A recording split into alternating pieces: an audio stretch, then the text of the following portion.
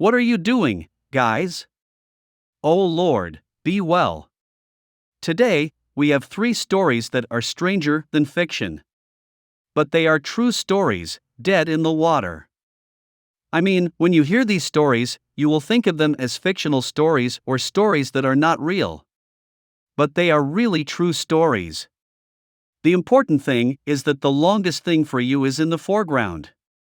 If, God willing, this video will please you, do not forget to do all your accounts and all social networking sites. Well, let's start with the quick first story of the stories. People who live on Andover Avenue on the east side of Detroit, Michigan will tell you that this area is known for the constant activity of contraband. Will you tell me, what are these prohibitions, Uncle Sharif? I can't tell you on her direct name. Because these needs, there are combined instructions on the social media. Do you know what I mean? The important thing, folks, is on Thursday, November 9th, 2017. There were 2 secret police officers who were in charge of contraband or other merchandise. They were hiding for a while in the suspicious area whose name I said in the beginning of the video. And they lived in a house and in goods, and they used to make themselves merchants in order to hunt criminals with it. I mean, they made themselves merchants. If someone knocks on the door of their house and asks them about prohibited things, they say to him, "Oh, come here." Goods. They told them, "Come, go ahead." The first time the customers came to the sofa in the reception, they asked the customers, who made themselves merchandise dealers, to sell them. The customers who worked as merchants went to know their weapons in these countries. And get down on the ground, you and him, and sleep on your stomach, and you do not move, you are under arrest. But the 2 customers did not go down to the ground, as they were asked by the policeman. The customers or those who worked as customers took off their police badges and took out their weapons and directed them towards the 2 policemen who made themselves merchants and told them that you are the one who will go down to the ground, you are the one who is under arrest, so that it becomes clear that the 2 customers are also secret policemen disguised as customers. The 2 groups preferred holding their weapons and directing them over each other. States say to countries, surrender yourself, you are under arrest. I mean Reha police arrest police uniforms. For a period of time, each team did not understand that the other team was the same as the police. They preferred this situation, holding weapons for some period of time. Each one of them asks the other to take down his weapon. For a period of shrieking, shouting and cursing, the 4 of them began lowering their weapons a little on the ground. And after they parked the weapons, they were caught in some of the grinding mills, and in the waterfalls and structures. What do you, teacher?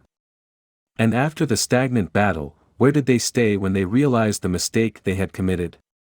And they apologized to each other and concluded the topic on this. And for good, grooving in serious injuries among them. One cheek brown in his eyes and around his eyes are black. And the second lip opened and sewed it up for him. And the media knew this story. And it remained a ruler for the American police. The Detroit police chief himself came out to the media at a press conference. He said frankly that this matter is very embarrassing for the police. He asked the people to attack the 4 policemen and kill them in this way. On the contrary, I think that they deserve a pill of appreciation from people. Because I think that what happened is evidence that the police are very capable of doing it. Because it is the nature of their work that they are very secretive. It is evident that they were so good that they camouflaged themselves in the form of merchants and customers. To the extent that each of them did not know that the other team was from the police.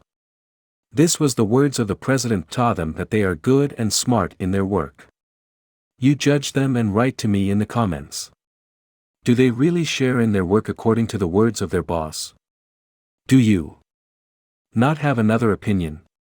From 2000 to 2000, the fate of this young man named Mike Anderson changed his life 180 degrees for the better. He was raised in a suburb of St. Louis, Missouri, USA. He was a very stubborn young man with problems and quarrels, and almost anything against the law he would do. So much so that all he knew was that he had no future. and he will spend the rest of his life in prison. But contrary to all expectations, when he was 23 years old in the year 2000, this young man suddenly decided that he was changing his way of life. From a person who is a failure and has problems and there is no future for a very successful person who has a future in life. He decided that he was not wasting any time. Al-Fadi should use every tongue and every minute in the rest of his life to learn new skills and gain experience and remain a successful person and bid farewell to failure for the rest of his life. In order to achieve this goal, he had to leave the neighborhood or area in which he lived. Because all the young people who were accompanying them in this area were all corrupt and caused problems. He changed his place of residence to a new suburb called Wester Gravis. He worked as a real estate brokerage or marketing company, and the company was very successful. He was married, but unfortunately his initial passport was unsuccessful. He divorced and married again. This second passport was very successful and he left his new wife 4 children, and he remained a very successful person in his life. In his spare time, he would volunteer to do church services. He also worked as a youth football coach. Anyone who has known Mike for a long time and saw him since the year 2000 was surprised how he could change his life in this way. He remained wonderful, successful and very respectful. And he continued to beat him and set an example for all those who want to change their lives for the better. But the story did not conclude so far. Because Mike had a secret in his life that lasted a year and no one wanted to know it. And he thought that his secret would be forgotten with the days and years, and it would never open again. What is the rest of our owner's secret? Mike in the year 1999 Days of Naughty made a fun heist at a branch of Burger King outside St. Louis. He was arrested in 2000 for armed robbery. But this was a first and not final ruling. And his lawyer in this case was an appeal. But it was estimated that he released Mike from prison on bail until a re-appeal came. But his appeal refused to ask his lawyer that I was out for this whole period on bail. What are you going back to prison again?